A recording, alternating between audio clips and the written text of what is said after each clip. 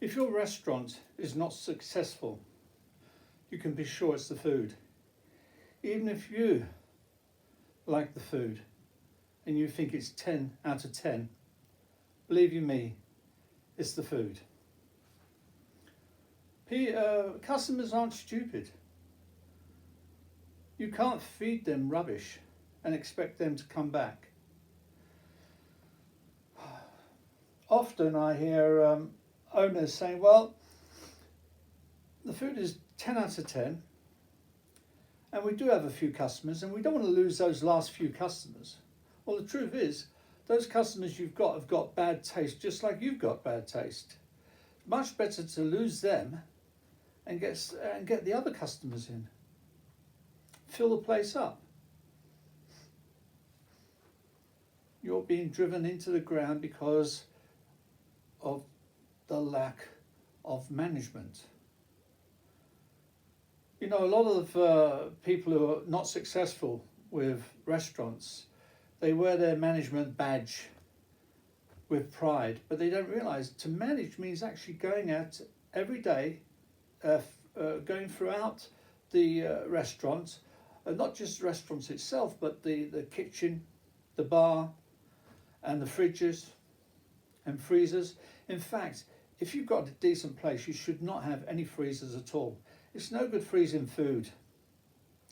A lot of the bad restaurants who are losing money, they cook the food and then freeze it and defrost it maybe a week or two later or maybe a few days later. It doesn't matter. The fact is, as soon as you defrost that food, the quality of it is not the same anymore.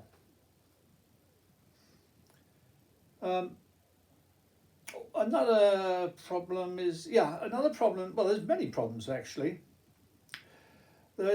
You've got to check the fridges. Go into those fridges.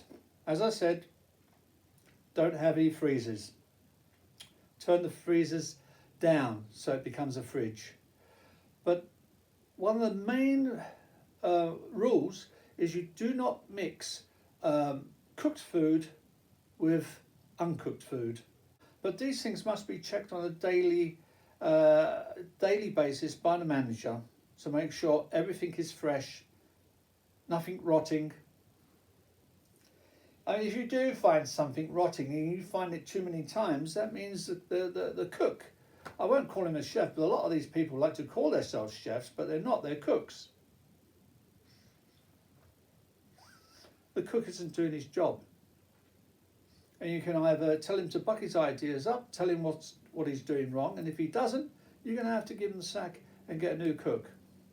One good sign that your food is crap is that it gets sent back by the customers. You should never have food getting sent back. Quite often it's undercooked, overcooked, bland, disgusting. And you must heed what the customers say, because the most important thing in a restaurant is the customers. Without them, you're not going to have a good lifestyle. I do know that some of you, well, most of you in fact, who are not succeeding, you have these egos and you think, well, I'm ignoring the customer because they don't know anything. But that's a ridiculous way to do it, because you've obviously got different tastes to your customers. In other words, bad taste. And even if you had good taste and they had bad taste, the fact is, if you don't give your customers what they want, they won't come back. And one sure sign that a kitchen is doing bad food, they have Chef Mike, the microwave. A good kitchen does not have a microwave. Throw that out, smash it up. Don't allow anyone to use a microwave. You know, a lot of people who work in a kitchen, because they don't understand, they're not really cooks, not even cooks. Forget the chef, not even a cook. A lot of these people, they don't understand that you can cook food as it comes in, as the orders come in. You don't cook it before, a couple of hours before, you don't. You cook it as it comes in. Now, if you've got a stew, of course, that's cooked beforehand. And soup is cooked beforehand as well. But you don't warm it up in a microwave. That would be the best, actually. Just leave it heating. Now your place might not look very smart inside, but believe you me, if the food is very good, people will come back. They say the place looks a bit of a dump, but the food it's the best. So it's always down to the food. Now also, if you suddenly get lots of bookings, you don't take those bookings and write them in the book and book them at the same time. You've got to stagger your bookings, because now you're starting to cook everything from fresh. So the bookings must be staggered, so you have a trickle of people throughout the evening coming in. And that way they can cope, because they're cooking everything fresh. And remember, to cook a steak, it only takes 10 minutes to fry a steak, so you don't have to cook it beforehand, you cook it fresh. Make sure everything is hot. The plates must be hot. Always make sure the plates are hot. They can be in an oven, on a low level, or maybe a special plate rack which keeps them hot. Another important thing which is never done in these terrible kitchens is no communication between the chef and the other cooks. Every person must know what they're doing. Anything which you're going to send out, do not allow it to go out if it's not in perfect condition. That means it's got to be hot, fresh, tasty, well cooked. Or if they want medium rare, not so well cooked. There is a difference in the way the level of the gas that you cook it on. You don't want to have it too far up the gas, the cooker, because you're going to burn everything. So yeah, make sure you've got the flame at the right height to cook. Another good thing to do is to find out what the public think about your restaurant, the ones who aren't coming there anymore. So you go out onto the streets and you interview people on the streets. You have the thing, where you can write it down exactly what they say, tick off what they think. You can have a questionnaire. So you go out onto the streets with a questionnaire, and then you tick off. You read out the questions and tick it off, yes, no, or maybe, and things like that. And then finally you can ask them what would bring them back, and then you write that down, what would bring them back. So you've got to give the kitchen a good clean, really good clean. And even clean under those things in the kitchens. And behind if you can. It's got to be spotless. Because if you can get to a high level of hygiene in the kitchen and the restaurant, it's easy to keep it at that level.